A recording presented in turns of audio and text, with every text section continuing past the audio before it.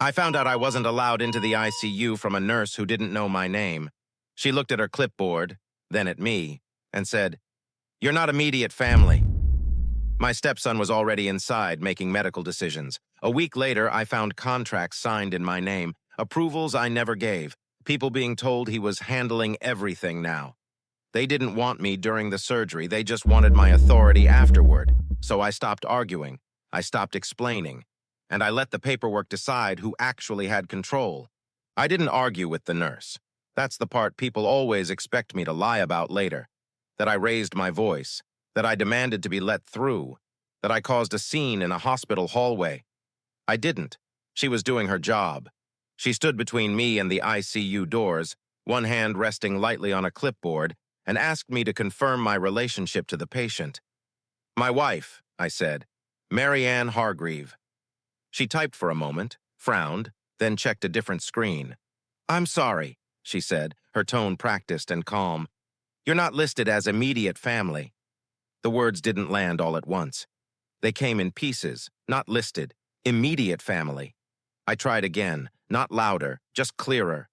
"I've been married to her for 12 years. She nodded, sympathetic but unmoved.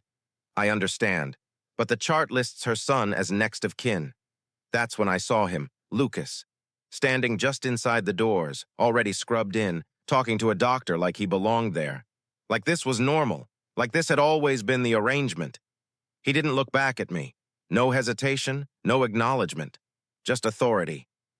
I stood there for another minute waiting for someone to correct the situation, for Mary Ann's name to trigger a different response, for someone to ask why a husband wasn't listed. No one did.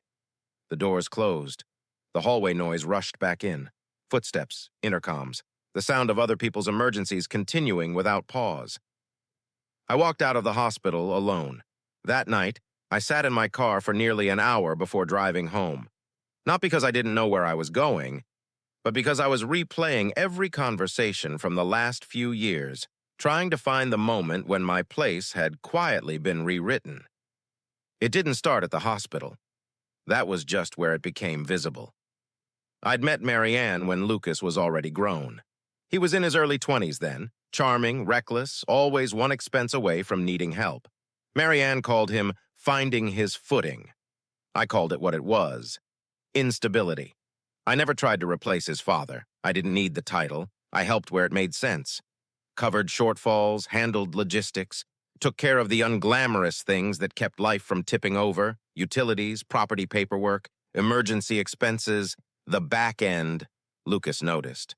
Not with gratitude, with expectation. By the time Mary Ann's health started slipping, the arrangement was invisible but firm. I handled the infrastructure. Lucas handled appearances. Mary Ann let it happen because it was easier than correcting either of us, until it wasn't. The morning after the ICU incident, I checked my email out of habit. There were 3 new messages, one from a contractor confirming work I hadn't approved, one from a tenant thanking me for letting Lucas take over, and one attachment, a scanned document with my name typed neatly at the bottom, a signature I didn't recognize. That's when the second realization hit, colder than the first. I wasn't just blocked from the ICU, I was being replaced everywhere else. Quietly, procedurally, with confidence. Lucas hadn't panicked when I wasn't let inside the hospital. He'd planned for it. And as I sat there staring at a version of my name I hadn't written, one thought settled in with uncomfortable clarity. They didn't remove me because I was unnecessary. They removed me because I was in the way. And now that I knew that, I stopped waiting to be let back in. I didn't confront Lucas about the signature. Not that day. I wanted to understand how far he'd already gone before I stepped in. So instead of calling him, I followed the trail he'd left behind. The emails, the invoices, the casual confirmations that assumed I was still the silent engine behind everything. The contractor replied first. He apologized for the confusion and explained that Lucas had called earlier that week, introduced himself as handling things for the family now, and authorized the work. He'd referenced my name, my past approvals, my history with the property. Nothing sounded aggressive. It sounded confident. That's what made it dangerous. Next, I called the property manager. She was relieved to hear from me. "Oh, good," she said. Lucas said you were stepping back, but that you still wanted things running smoothly. Stepping back. That phrase again. I asked her who had told her that. She paused. Lucas did. He said it was all discussed. It hadn't been. By the end of the afternoon, I had a clear picture. Lucas hadn't hacked anything. He hadn't forged documents in a way that would immediately trigger alarms. He'd done something smarter. He'd spoken as if authority had already transferred, and people believed him because they'd seen me defer before. Years of quiet support had trained everyone to assume my consent, even when I wasn't present. That night, Lucas finally called me. He didn't ask how Marianne was doing. He didn't mention the ICU. He jumped straight to logistics. We need to keep things steady right now, he said, especially with everything going on. We. I asked him what he meant. He sighed like I was being difficult. The properties, the accounts, the stuff you usually handle. I've already talked to a few people. That was it. No request, no acknowledgement of boundaries, just continuation. I told him I was reviewing everything. There was a beat of silence on the line. Then he laughed, a short, dismissive sound. Calvin, don't make this harder than it needs to be, he said. You know how this works. That sentence confirmed what the ICU moment had hinted at. Lucas didn't think he was overstepping. He thought he was inheriting. And inheritance, in his mind, didn't require permission, just timing. When I hung up, I didn't feel angry. I felt focused. Because for the first time, the shape of the problem was clear. This wasn't about grief. It wasn't about panic. It wasn't even about disrespect. It was about a man who'd been allowed to treat my authority like a temporary inconvenience. And if I didn't correct that now, quietly and completely, there wouldn't be anything left to correct later. The spending showed up before the explanation. It always does. A charge hit one of the property-linked accounts that evening, not enormous, but specific enough to catch my attention. Materials, labor, a temporary adjustment fee that hadn't existed before. I pulled the statement and traced it back. Lucas hadn't asked for approval. He hadn't even tried to justify it. He'd simply treated the account like it was already his, like my role had quietly expired the moment I was stopped at the ICU doors. I didn't freeze the account yet. I wanted to see what he'd do next. Over the next few days, the pattern filled itself in. More charges, a rush job here, an expedited service there, nothing criminal on its own, just the kind of careless spending that assumes someone else will clean it up later. That someone had always been me. Marianne was still sedated when I visited the hospital again. This time, no one stopped me. I wasn't trying to go inside. I sat in the waiting area and watched Lucas move through the space like he owned it. He spoke confidently to staff, took calls in the hallway, made plans without lowering his voice. I realized something uncomfortable. He wasn't improvising. He was performing a role he'd already practiced. When I returned home that evening, I found an email thread forwarded to me by mistake. A vendor thanking Lucas for stepping into the lead role and confirming that future correspondence would go through him. My name was copied at the bottom, for appearances. That's when the last piece clicked into place. Lucas didn't think he was stealing. He thought I was obsolete. The ICU moment hadn't just removed me emotionally. It had signaled to him that authority could be taken without resistance, and every unchecked charge reinforced that belief. I finally did the math. Between the properties, the discretionary support, the temporary expenses I'd been covering for years, Lucas wasn't just irresponsible. He was expensive, and the system that kept him afloat only worked because I never forced him to see what life looked like without a backstop. That night, I drafted an email I didn't send. It laid out boundaries, requested explanations, asked for acknowledgement. I deleted it. Because explanations invite arguments. Arguments invite manipulation. Paperwork doesn't. Instead, I opened a new folder on my desktop and labeled it with one word: containment. And for the first time since Marianne went into surgery, I slept without replaying the ICU doors in my head. I knew what I was going to do next. I just hadn't done it yet. The next morning, I stopped reacting and started inventorying. Not emotionally, methodically. I laid everything out on the dining table, printed statements, lease agreements, utility bills, insurance policies, property titles. Years of quiet responsibility flattened into paper stacks that finally showed the shape of what I'd been holding together. The picture was clearer than I expected. Every critical system ran through me, not because I demanded control, but because I'd been reliable. And reliability, left unexamined, turns into ownership in everyone else's mind. I called my attorney before noon. I didn't tell him about the ICU doors first. I told him about the forged approvals, the spending, the vendors being redirected, the way Lucas had presented himself as handling things now. There was a pause on the line.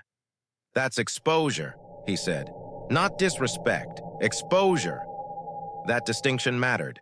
Disrespect is personal. Exposure is legal. He asked one question that framed everything. "Do you want to correct behavior, or do you want to protect yourself?" I didn't hesitate. Protect myself. From that point on, the conversation became procedural. We mapped the response in layers, not all at once, not dramatically. Clean actions with clear documentation. Every step reversible on paper but impossible to ignore in practice. First, medical authority. Marianne's power of attorney had been outdated, written years ago, never challenged because I'd never been challenged. Lucas had relied on that gap to step in. We closed it. A neutral medical proxy was appointed. Hospital administration was notified.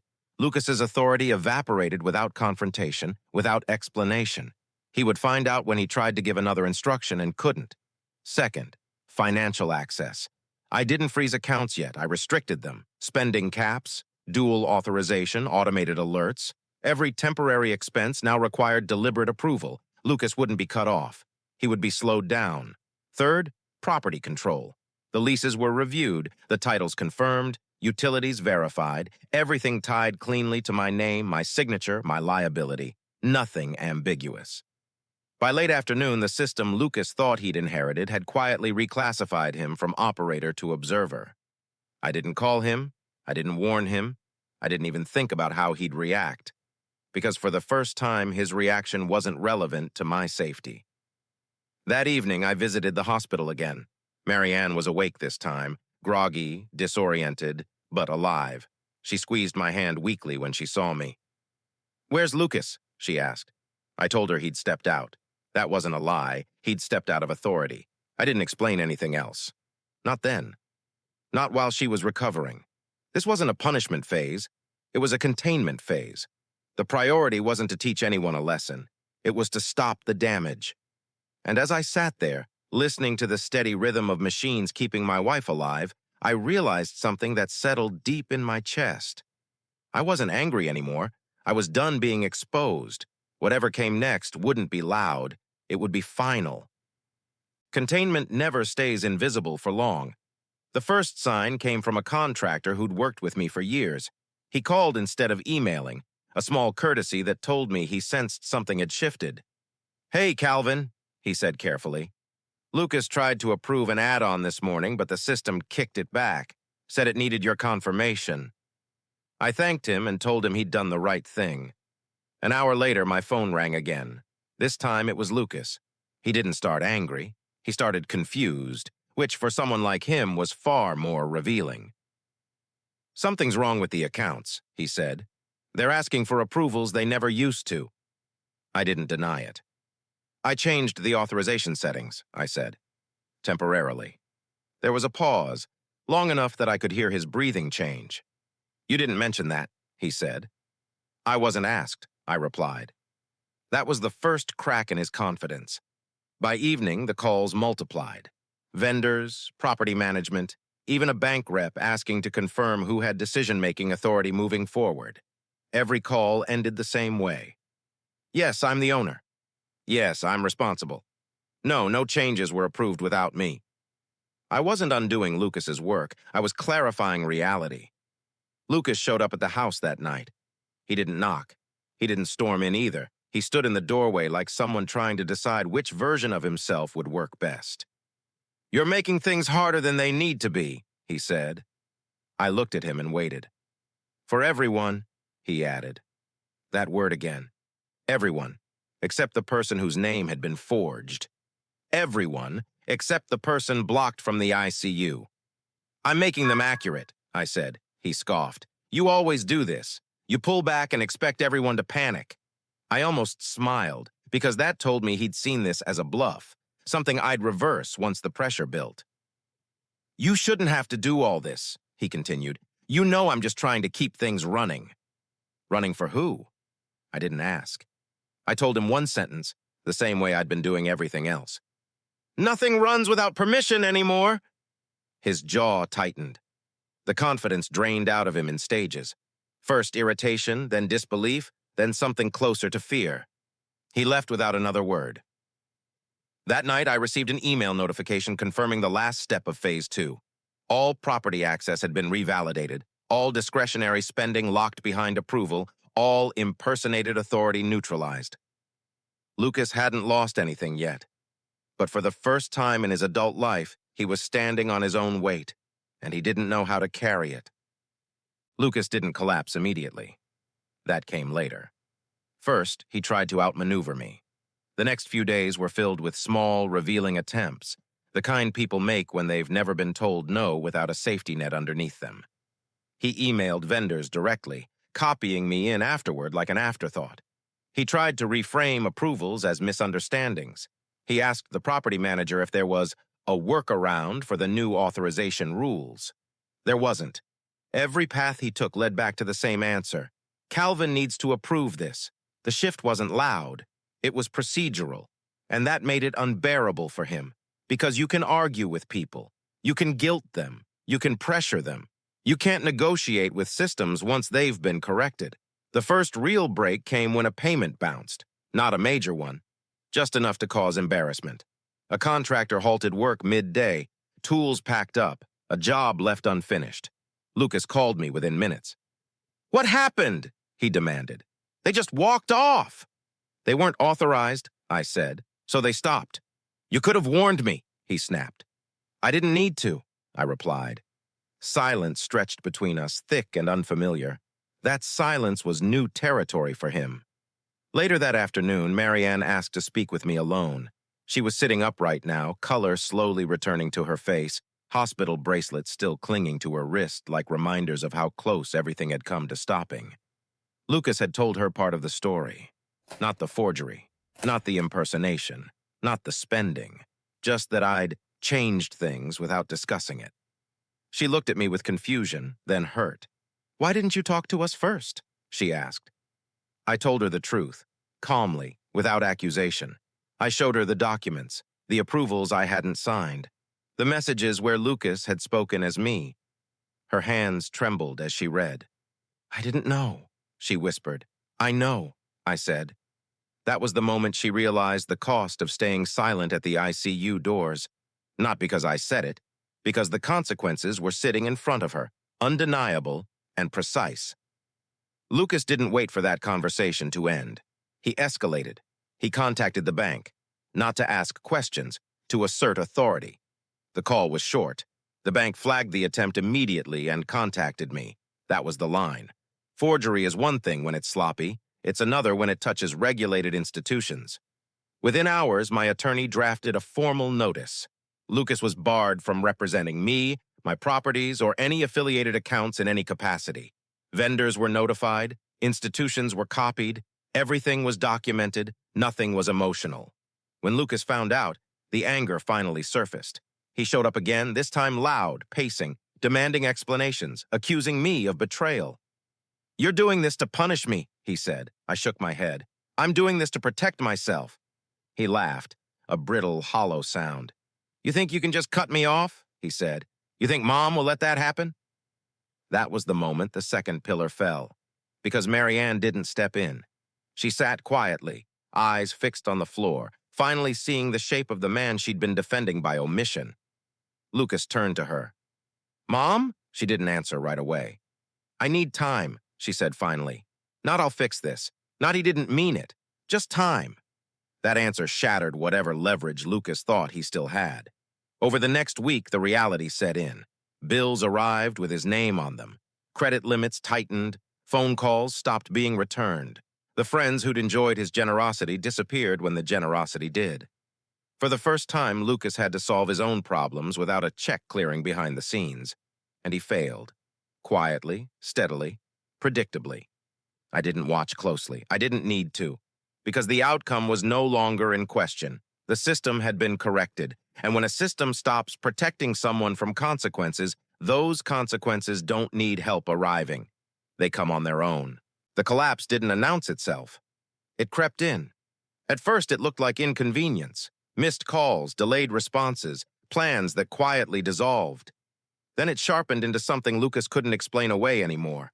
The contractor didn't come back. The property manager stopped copying him. The bank stopped taking his calls. Lucas started showing up places instead, offices, lobbies, doorways, hoping presence could replace authority. It couldn't. People weren't rude. They were professional, polite, detached. "I'm sorry," they'd say. "You're not authorized." That phrase followed him everywhere. I heard about it secondhand. A neighbor mentioned seeing him arguing with a leasing agent in the parking lot. A vendor called to confirm that Lucas was no longer to be included in communications under any circumstances. I confirmed. Once. After that, no one asked again.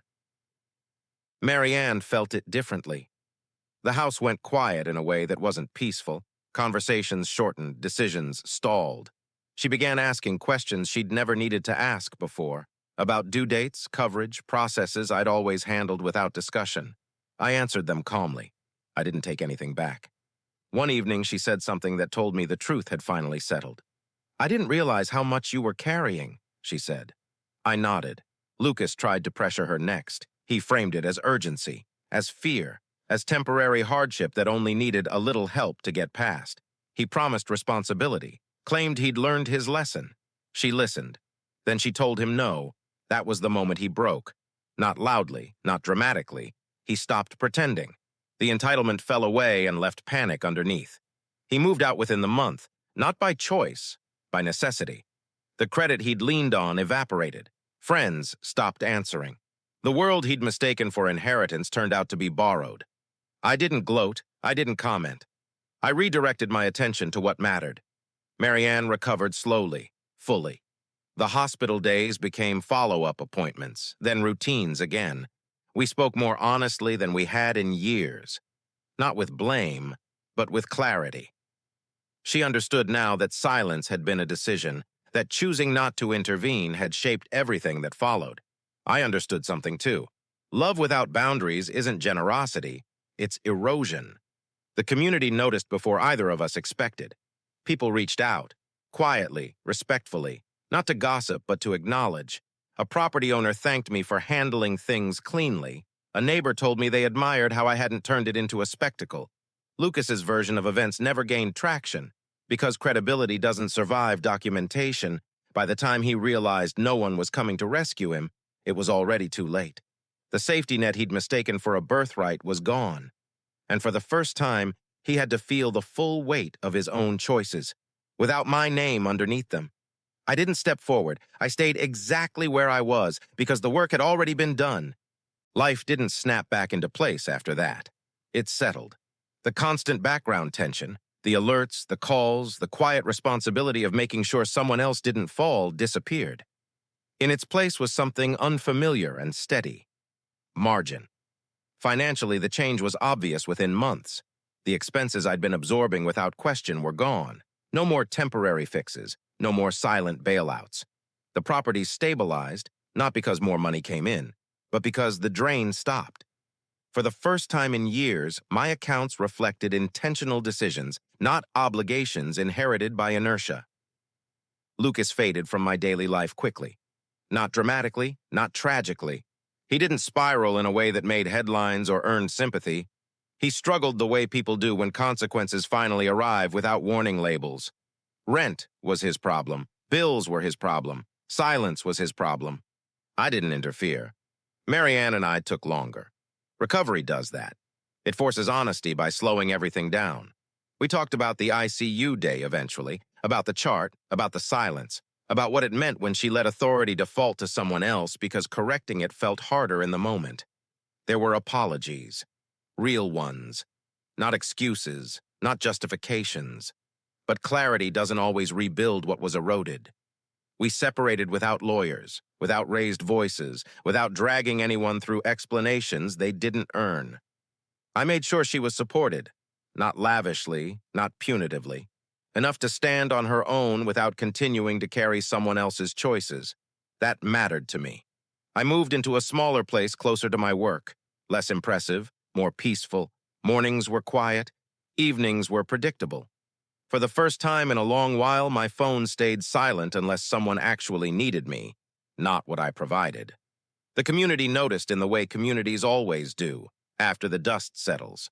A few people told me they respected how I'd handled things, that I'd stayed calm, that I'd let facts speak instead of anger. Those words carried more weight than any apology I'd never receive. I didn't lose a family. I lost a role that had been quietly hollowing me out. What I kept was simpler and stronger. My name, my authority, my peace, and the knowledge that stepping away from a system that exploits silence isn't abandonment, it's self-respect. That was the real inheritance I claimed, and it was worth everything I stopped paying for.